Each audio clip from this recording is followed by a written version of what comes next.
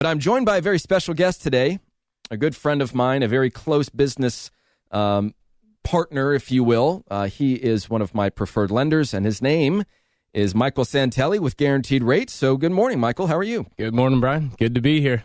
Awesome, man. Well, I know we've got a lot of ground to cover, and I think that first, before we get into that, how long have you been doing this?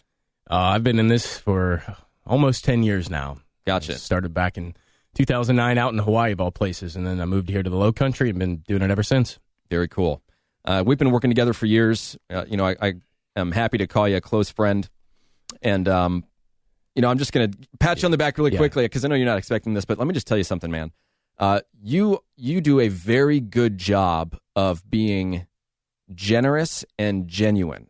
And it comes through not only in your friendship with others, but in the way in which you handle your clients. I mean, you're a good guy, and people really appreciate that. You know, when people think about hiring a real estate agent or hiring a lender or working with a contractor, whatever it is, when you're working with somebody and you have the ability to hire them and vet them and work with them closely, you want to enjoy that process. You obviously want them to be good at what they do, and you want results in a very high form, but it sure is nice to be able to actually enjoy that experience. So good for you on that, man. You really do a great job with it. I appreciate that. I wasn't ready for that. And right back at you, too, though. I mean, you guys do a great job. We have a great team together, and we've handled enough transactions to where I can honestly say with confidence that, together this is the team that gets it done. And I appreciate that. And I do work hard for people. I love getting to know people, right? It's not just a transactional sell. It's a relationship. I've made friends through the mortgage company. I mean, I've made friends with borrowers, with agents, with everybody. And I try to put that whole package together of taking the best care I can of people and putting them in the best situation possible and getting to know them. And it results in a great product, if you will. Right on. All right. Well, without any further ado, we're talking to Michael Santelli of Guaranteed Rate, and let's get down to business, man. Let's do it.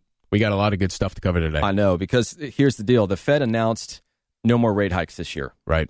And so the market's actually seen a reduction in interest rates. Yep. And if you think about how impactful interest rates have been to our market, look at what happened at the end of Q3, beginning of Q4 last year, and just the tailspin that the market was sent into when interest rates went up to 5.5%. Right. I mean, the market did not like that at all. I'll never, at some point I'll probably forget, but at least in the short term, I won't forget this article that was written by Diana Olick of, I think she's the lead reporter for CNBC or MSNBC. But anyways, she said that the title of the article was "Real Estate Agents Baffled by Reduction in Closings of 6.4% Nationwide." And they were talking about how that reduction in closings, we haven't really seen anything like that on a month-by-month basis unless we've been impacted by some sort of major storm or there has been some really bad market dynamic that forced serious change in the marketplace. Right. And so how do you think the reduction in interest rates and the fact that they're not going to rate hike anymore this year has impacted the purchasing power of buyers? There's a lot going on there. So first of all, there's not a simple reason why rates have gone down. It's actually kind of a collection of a couple different reasons. When we saw that rate hike at the end of Q3, Q4, right, the rates went up, purchases went down. It was a combination of a lot of things, but what we're seeing now is also a combination of things, but simply put, the quantitative easing that had happened through the Fed, it's been kind of tweaked up and down throughout the years, but they stopped it at the end of last year to a degree where they were trying to eliminate it, and now it's coming back again. And you couple that with some international turmoil, right? Brexit's actually still an issue. We're still dealing with that. Right. We're seeing with the Chinese tariff wars. That's an issue, too. That's playing into it. So that international turmoil plays into a reduction on rates as well.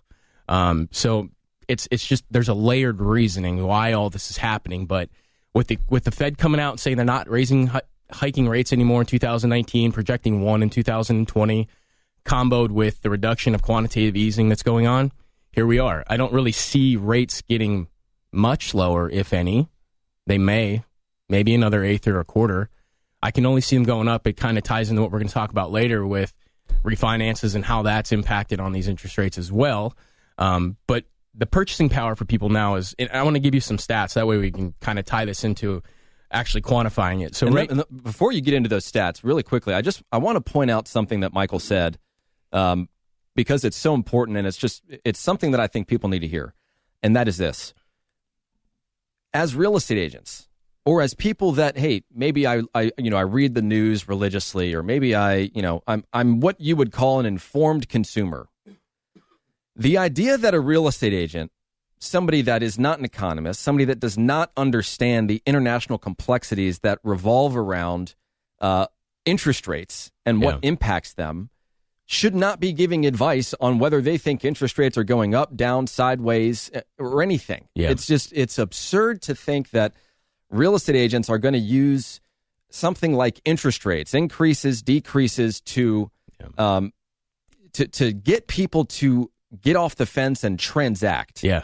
You obviously have more of an informed opinion of what might happen to interest rates, but the fact of the matter is we don't know.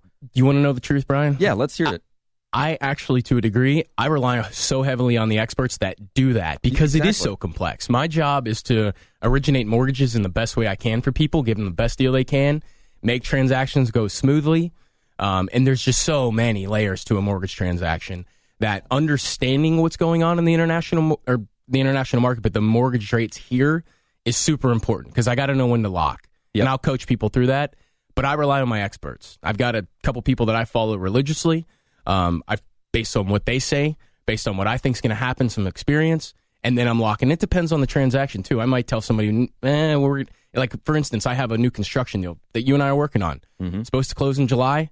I could have locked them back at the beginning when we started this on an extended lock program, and I said, no, we got to wait and see because we want to float through. And now I'm glad we did because we were going to be locking in the mid 4s, and now we're looking at potentially 4% even because it's a VA loan. And we just have lower rates on VA, so we're doing people favors there. That's awesome. Yeah, that's awesome. So, anyways, I just wanted to say that I appreciate that that viewpoint and that stance on understanding interest rates and how that impacts the purchase and the buyer's willingness or unwillingness to transact now. Yeah. I mean, obviously, as real estate agents, look, we're in sales. We want you to do something so that we can help you and earn a commission and feed our families and all those fun things. But it's just really dangerous when agents start playing the role of master economist and what they think is going to happen with interest rates and why you should do something now or wait. It's just, I've always found that to be a little silly. And don't get me wrong, I'm a pretty well-educated guy as it relates to this kind of stuff. I mean, I've been doing this for over 6 years. So